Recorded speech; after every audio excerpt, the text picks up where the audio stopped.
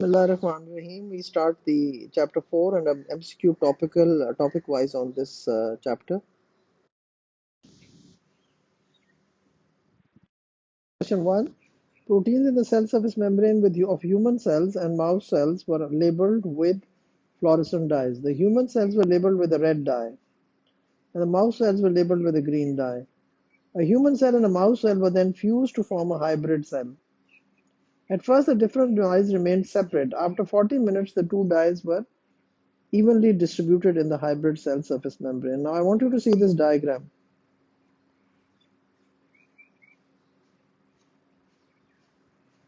First, this was the case, then this was the case of the hybrid cell. Now, let's look at the question again.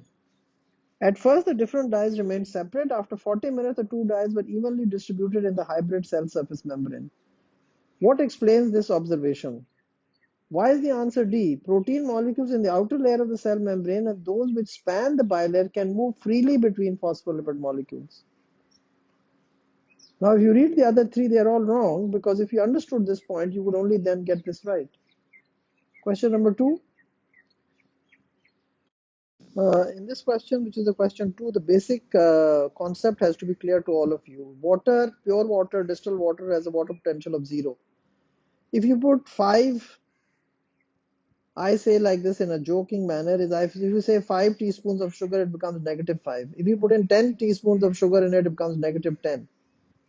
So that's a way to understand it. More the solute, when you add more of the solute, so here it is 5 glucose molecules, here it is 10 glucose molecules, or you can say 5 sodium chloride, 10 sodium chloride. So when it becomes more is the solute, then that means water attaches to the solute. Now there are less free water molecules.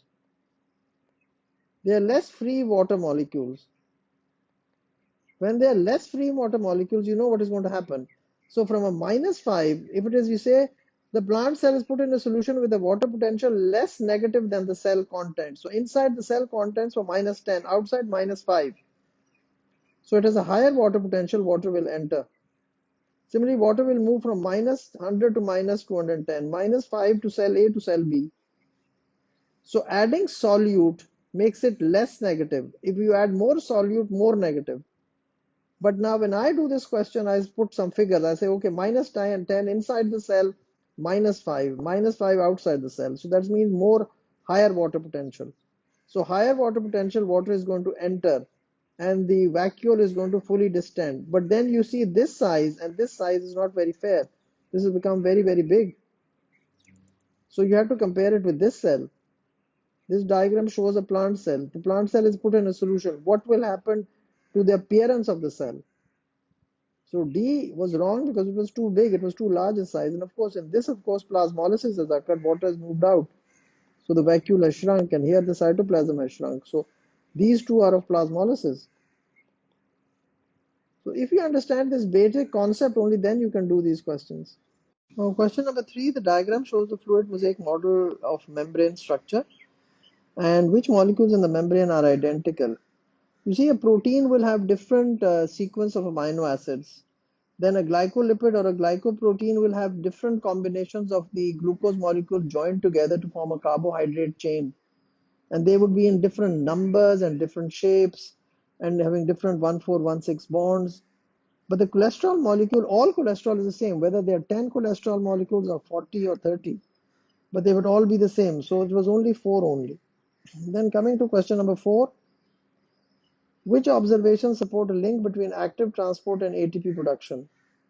Active transport only occurs in living cells. The rate of active transport decreases in low oxygen concentrations. Companion cells have large numbers of mitochondria. Support a link between active transport and ATP production. So all the three support it because only active transport doesn't require energy. I always tell that to you that in a way it's a wrong terminology. It's active transport needs ATP. In O levels we teach you active transport needs energy, but then it was fine in O levels, but not in A levels. Active transport needs ATP. So this is how we have to do this question. So all three were correct. Then question number 5. A method called freeze fracture can be used to study the structure of cell membranes. The membrane is frozen and split down the middle, separating the two layers of phospholipids from each other. Any proteins contained within one layer remain in that layer. Proteins which span the membrane can be found in either layer after freeze fracture depending on the properties of the protein.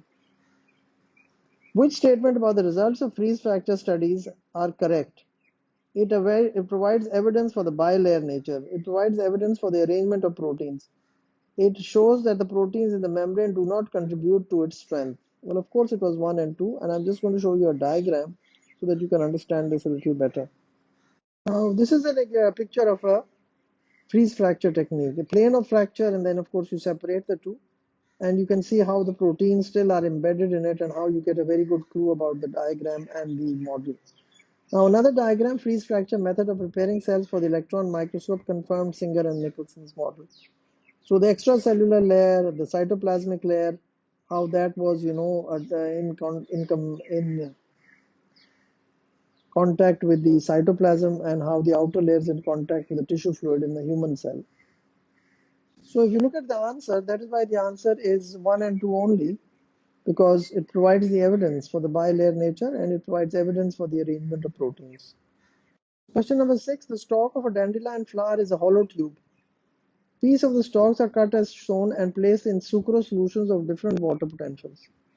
Which diagram shows the piece that is placed in the sucrose solution with the highest water potential? Matlab, the sucrose solution which has less solute in it, maybe a 1% as compared to a 5% or a 10%. Now, what you have to remember is that the outer thick wall is not going to allow water to enter. Water is going to enter through the inner layer, which is this layer here. So this is that part. So water is going to enter that part and the cells are going to become more fully turgid. So that side is going to become a little longer. And this is what you need to understand, that how the part which is a thick walled will not become longer. Water is not entering that part, this part, which is down in the dark line, this part, which you are seeing here, this part. So the highest water potential means that water will enter, but will enter and will make the part which was inside, which was in contact with the hollow part, which doesn't have a thick outer wall. Number 7, 3 of the molecules found in prokaryotes are listed below: phospholipid, protein, peptidoglycan. Which of these molecules are found in prokaryotic cell surface membrane? Now, the peptidoglycan makes up the cell wall of the prokaryote, not the cell membrane. And this was why the students would immediately say 1, 2, and 3, because you would say, oh, yes, peptidoglycan. That's what we've heard. Our teacher also tells us that it's in the bacteria. So, but that is the part of the cell wall, and that is how you would have not read the question carefully. You knew your material, but you did not read the question carefully. Question 8. What is the function of the cholesterol in a cell surface membrane?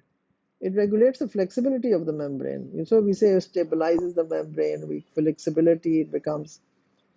So this is how you had to do this question. Which roles of the cell surface membrane are a result of the properties of the phospholipids? So to allow cytokines to occur in cytokinesis to occur in mitotic cell division, well, you haven't studied this as yet. We haven't done this chapter. To allow entry and exit of oxygen and carbon dioxide gas, to allow the phagocytosis of a bacterium into a cell. The phagocyte engulfs. This green thing is the cell membrane. Without it, cell membrane. This is the cell membrane. This whole thing is the cell membrane. Engulfs a bacteria. So 1, 2, and 3. Which statements about active transport are always correct? It does not require a membrane. It occurs against the concentration gradient. It moves oxygen molecules. It doesn't require a membrane. It needs a channel protein. So it's 2 only. There is a high concentration. Question 11 again. There is a high concentration of molecule X outside the cell, which enters the cell by facilitated diffusion. Okay, so we've got a cell. We've got a molecule X, which enters the cell by facilitated diffusion through a channel protein. The results of measuring the concentration of X inside the cell at 30 seconds intervals are shown by the graph. What is the concentration? Why does the concentration of X inside the cell remain constant after 150 seconds? Now you have to realize is what is happening in facilitated diffusion. They are channel proteins. Now the channel proteins is a limiting factor, that they're X 100 outside and 10 inside. So it happens. And after some time, it's 50-50. Now what has happened? Why does the concentration inside the cell remain constant? This is concentration of X inside the cell. Why is it remaining 50? But the outside they've not talked about. So why does the concentration inside the cell remain constant after 150 seconds? Is 2 and 3. The number of carrier proteins is limiting. And there is no net movement of X. So you have to understand that channel proteins are a very limiting factor. How many channel proteins do you have? You have a room and you have got 4 doors in it. You have a cinema hall in which there are 6 doors. There are 100 people standing outside. So 6 people can come at a minute. So the doors is the limiting factor. Now looking at question number 12, which descriptions are correct for transport across cell membranes? Active processes. Active process facilitated diffusion is not active transport. Osmosis is not an active process.